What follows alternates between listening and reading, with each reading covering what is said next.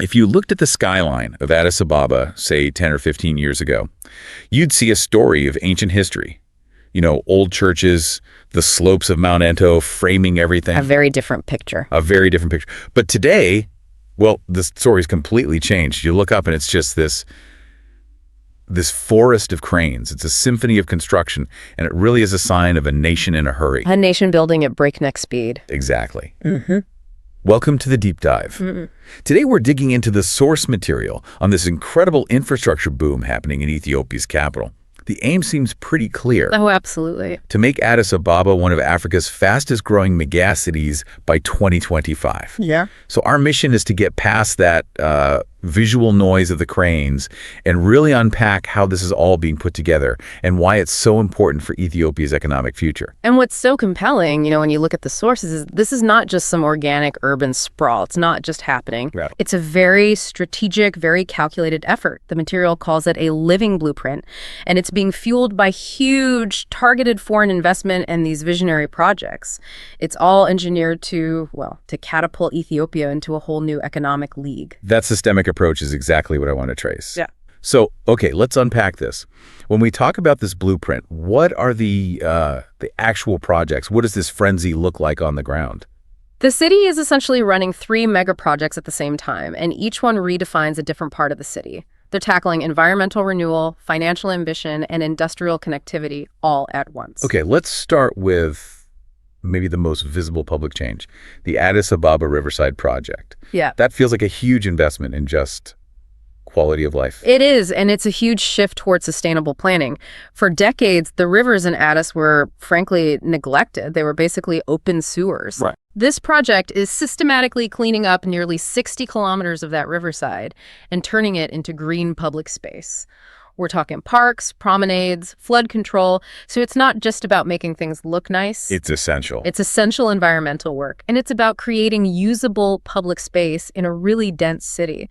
It shows that the planners know that growth has to be livable. And while they're looking down at the rivers, they are also looking way, way up. I mean, the skyline is in a constant state of transformation. Oh, completely. The vertical ambition it's very real, and the buildings themselves are symbolic. The centerpiece is the new Commercial Bank of Ethiopia headquarters. It's 46 stories tall. Wow. Yeah, it's set to be the tallest building in all of East Africa, which is a very powerful, very physical signal of the country's financial goals. And just as important, these towers provide that grade A commercial space that Ethiopia desperately needs to attract international companies. So they're not just vanity projects. Not at all. They're functional, necessary signals of economic growth. But the strategy isn't just in the city center with parks and towers. It's also about changing the whole economic geography, pushing outwards with these huge industrial hubs like Bolemi and the one at Hawassa. The industrial parks are the absolute engine room of the national strategy.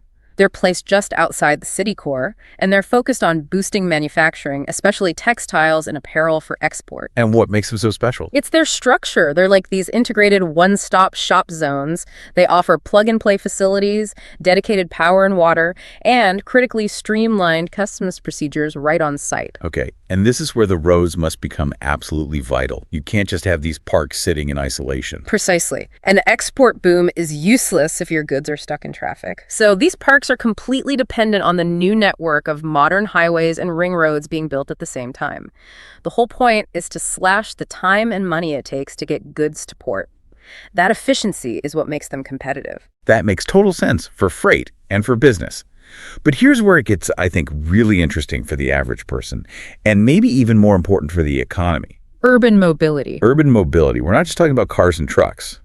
The real centerpiece here is mass transit, specifically the light rail transit system, the LRT. The LRT is, you could argue, the single most important piece of infrastructure in the whole city. It's historic, you know. It was Africa's first modern light rail system. Right. And since it opened, it's basically become the pulsing artery of Addis. It moves a staggering number of people every single day. And it provides that crucial thing, affordable, reliable transport.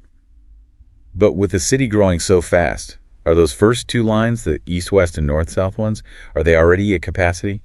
How do you keep the system from getting overwhelmed? That is the perfect question to be asking. And yes, the initial lines definitely face strain, especially during rush hour. So the current plan tackles that head on. They're increasing frequency on the existing lines, but more importantly, they're adding entirely new routes. Pushing further out into the suburbs. Exactly, connecting those burgeoning suburbs. This is vital. It links millions of people to job centers, to universities, to the downtown core. It turns a distant labor pool into an actual available workforce. So for our listener, how does that actually translate into economic productivity? Why should you care about rail capacity in Addis Ababa? Because it's a direct accelerant for GDP. Think about it. When you cut someone's commute time from, say, 2 hours down to 30 minutes, you're not just giving them their time back. You're increasing their productive hours. You're increasing productivity, you're reducing absenteeism. The LRT expansion basically democratizes the job market, connecting lower income areas to high-value jobs. That mobility is absolutely fundamental to a modern urban economy. Now, obviously, none of this is cheap. The towers, the parks, the rail lines. It's not happening with just domestic funds. This kind of speed requires a staggering amount of external capital. Ethiopia has clearly positioned itself as a very attractive place to invest. That's the pivot point. The entire transformation depends on a strategic inflow of foreign direct investment and major loans. They're not just hoping for capital to show up. They are actively designing these huge projects specifically to attract global partners. Okay, so let's break that down. Where is this financial lifeblood coming from? The sources, not surprisingly, point to China as the biggest investor. What does their involvement look like? China's footprint is, well, it's everywhere. Chinese state-owned companies are the main contractors for the LRT, for the big ring roads, for a lot of the skyscrapers. And the financing is often a mix of concessional loans from banks like the Export-Import Bank of China, along with commercial debt. So that brings in the money and the expertise at the same time. Exactly. It often mandates the use of Chinese tech and engineers, which helps get things done very, very quickly. But it's never smart to rely on a single source. And the materials suggest Addis Ababa has been successful in bringing other major players to the table. Absolutely, and that diversification is key. For instance, the UAE has made huge strategic investments, especially in logistics and ports. Which lines up perfectly with the manufacturing goals. Perfectly. And then you have Turkish corporations who are heavily involved in construction and, crucially, in the textile industry itself. So you get this synergy where the foreign partner is building the industrial park and then operating factories inside it. This brings up a really important question for you listening. What is it that Ethiopia offers that makes it worth these massive investments from all these different partners? Why them and not, say, Kenya or Tanzania? And that's where the real insight is. It's not just about a young market. Ethiopia offers incredible geographic leverage. It's in a strategic spot in the Horn of Africa, a gateway to the entire East African market. But more than that, its industrial parks offer really competitive labor costs and huge government incentives, all backed by a stable political commitment to this industrial vision. They're selling a future of regional dominance, and they're backing it up with support for the investors. It's a very calculated trade. A trade of capital and tech now for market access and influence later. Precisely. So let's bring this all together.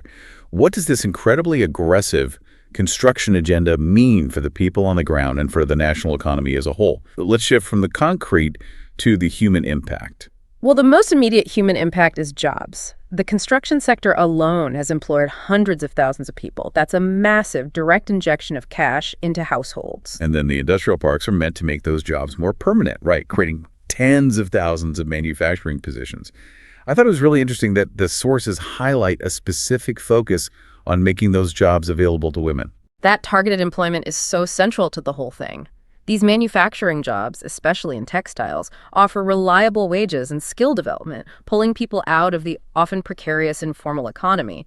And beyond the jobs themselves, all this new infrastructure just makes it cheaper to run any business. Sure. Stable power, faster roads, reliable transport for your employees. All of it. These are the ingredients that let small and medium businesses actually grow and thrive in all those new commercial spaces being built. So this entire strategy, it all really ties back to the Ethiopian government's main stated economic goal. It's the absolute central pillar of it. The skyscrapers, the LRT, the parks, it's all designed to help transform Ethiopia into what the World Bank calls a lower middle income economy. Which isn't just a soundbite, it's a technical classification. It's a very specific goal. It means shifting the GDP per capita, reducing the country's reliance on subsistence farming, and you simply cannot do that without a modern, efficient, functional capital city. It's non-negotiable if you want to attract that next wave of bigger investment, boost tourism, and drive national growth. So as Addis Ababa is racing toward these 2025 goals, we have to look at the reality of this kind of development. What are the big opportunities and what are the risks that have to be managed? The biggest opportunity is to cement its global status. This infrastructure is literally laying the foundation for the city to become the undisputed diplomatic, commercial, and logistical hub for all of East Africa. It's building on its role as the seat of the African Union. That brings a lot of soft power and a lot of economic leverage. A huge amount. But, of course, this kind of rapid debt-fueled growth comes with massive inherent risks. The sources are pretty clear about some long-term concerns that could, destabilize the entire vision if they aren't handled carefully. It's fascinating because the ambition is so high, but managing the debt and ensuring equity seem to be the biggest unknowns. Exactly right. We can see three really critical issues. First is managing urban sprawl. Building parks outside the city helps, but this rapid growth puts immense pressure on sanitation, power, and water services in new areas. It could easily overwhelm the municipality. Okay, that's one. Second is the question of economic equity.